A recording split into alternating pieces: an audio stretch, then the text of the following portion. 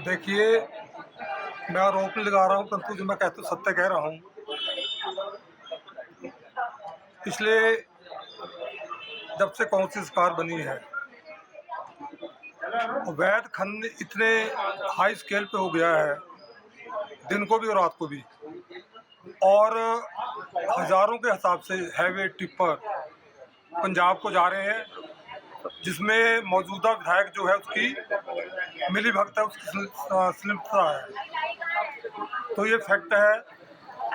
Police वाले दिखाने के लिए हफ्ते में 1-2 चालान कर देते हैं ताकि बड़ा भारी सख्ती हो गई है ऐसा लगे। परंतु सच्चाई ये है कि सरकारी ज़मीन से, चाहे फॉरेस्ट की लैंड हो, रेवेन्यू की लैंड हो, इवन लोगों की प्राइवेट ज़मीनों को भी जो खनन माफिया उसने खोदना शुरू कर दिया है।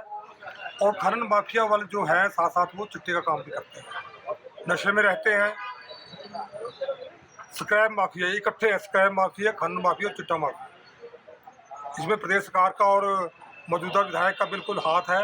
तीनों मिले हो आपस में? तीनों ये लगभग जो खनन करते हैं और चिट्टे में भी इन्वॉल्व है। अच्छा। और यहाँ नालागढ़ में साइबर क्राइम लगभग 16 करोड़ रुपया के साइबर क्राइम जिन्होंने किया है, ठगी की है, वो पकड़े गए हैं। वो सभी जो लोग हैं विधायक के खास है, जो दिन रात में साथ घूमते थे। तो ये हाल है वहाँ तो विधायक का तो ये है लोगों को कि पैसा कमाओ, जैसे मर्जी कमाओ, लूट खसूट जो भी करनी है करो, पैसा कमा कर उनको भी दो, ये उनका हाल है। मैं तो बिल्कुल शरेआम में बात कह रहा हूँ, इतने विश्वास से कह रहा हूँ क्योंकि इसमें 100% सच्चाई है।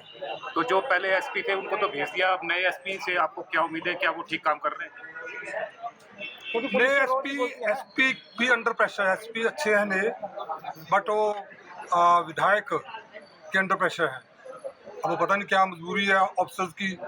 ऑफिसर वही करते हैं जो गलत काम, जो सरकार कहती है, जो मौजूदा विधायक कहते हैं। बड़ी दुख की बात है। अभी 2.5 साल सरकार के और बच्चे अगर चली तो, अगर बीच में अपने बोझ से गिर जाए तो अलग बात है।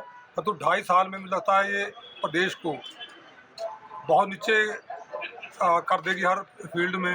और नालागढ़ तो 25-30 साल पीछे चला जाएगा। यानी कि आपका कहने का मतलब है कि जो पुलिस में मामले पकड़ रही, चाहे वो चिट्टे का, जो खनन का, सिर्फ आई वॉश हो रहा है वहाँ पे, खास कर खनन का।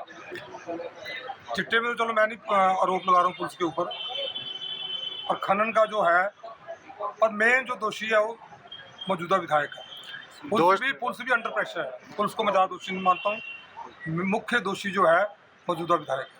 दोस्तों आप लगा रहे हैं, आपने कोई मामले दर्ज कराया, कोई आप आवाज़ उठा रहे हैं इसके लिए?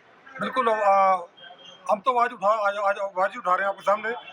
जो हमारे ऊपर बात कहते हैं, हमारा तो जो है लीगल है, हमारी माइनिंग लीज है, उससे सरकार को रॉयल्टी के रूप में, जीएसटी के रूप में सरकार को पैसा जाता है। तो हमने एक भी काम आज तक इलीगल नहीं किया है। ठीक है, क्रशर है हमारा, नो डाउट, बट वहाँ लीगल सैंक्शन लीज है सरकार से। और अगर खनन नहीं होगा, वैध खनन नहीं होगा, तब तो काम ही सारे बंद हो जाएंगे। ये वैध खनन बंद करके इलीगल खनन करना चाहते हैं कि वैध बंद हो जाए ताकि इनका जो वैध है वो फले फूले। सर, लोगों का कहना है और लोगों का कमेंट भी आ रहा है कि मौजूदा विधायक की आप बात कर रहे हैं, तो विधायक भी आपके कारण बना है, क्योंकि आप यदि त्याग पत्र नहीं देते तो शायद चुनाव नहीं होते, उपचुनाव नहीं होते और वो विधायक नहीं बनते। बिल्कुल ठीक है, वो कभी विधायक ना बनते, क्योंकि अगली बार तो उनको मुझे लगता टिकट भी नहीं मिलना था कांग्रेस का, सुखविजन देना नहीं था उनको, वो अलग बात है। परंतु मैंने जो किया वो जनहित में किया। 2,10,000 तनख्वाह मिलती थी, मैं बिना काम से तनख्वाह नहीं लेना चाहता था।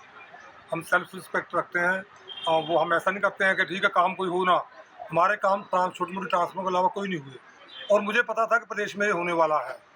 तो हम चाहते थे कि रिज़ाइन दे के बीजेपी के विधायक बने, बीजेपी की सरकार बने, और लोगों का काम हो। केंद्र से भी पैसा जो अब आता है उसका दुरुपयोग हो रहा है। प्रदेश सरकार में केंद्र नहीं कमी छोड़ रही पैसा देने की, परंतु इनको पता नहीं कहाँ से ट्रेजरी अभी भी बंद है। अब भी मुझे कल बात हो रही थी, PWIPH के जो बिल्स अभी भी नहीं ले रहे हैं वो। तो ये अभी सरकार का जो फाइनेंशियल ईयर शुरुआत है। अब अगर अप्रैल मई में ये हाल हो जाए कि सरकार को कर्ज लेना पड़े, तो अक्टूबर नवंबर दिसंबर जो लास्ट क्वार्टर होगा उससे मुझे लगता है पता नहीं क्या होने वाला है। तो मतलब सरकार अपने बोझ से ही लोगों को तो बर्बाद कर ही देगी। और हिमाचल की जो प्रगति है, जो हमने विकास कार्य 650 करोड़ रुपये के सेंक्शन करवाए थे, उसका भी धीमी गति कर दी है।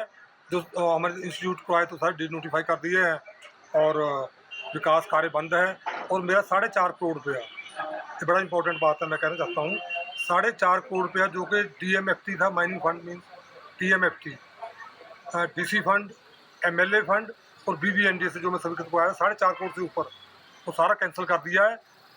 वो इवन उन्होंने तो सैनिकों को भी नहीं छोड़ा, सैनिकों के लिए 10 लाख रुपए सेंक्शन कराया था, उसका टेंडर हो गया था, काम शुरू हो गया था, वो भी वापस ले लिया। तो उन्होंने अपने पास से पैसा इकट्ठा करके स्लैब डाला। हमने वहाँ सैनिक डिस्पेंसरी और कैंटीन खोली है नालागढ़ में, केंद्र सरकार स्वीकृत का आई है।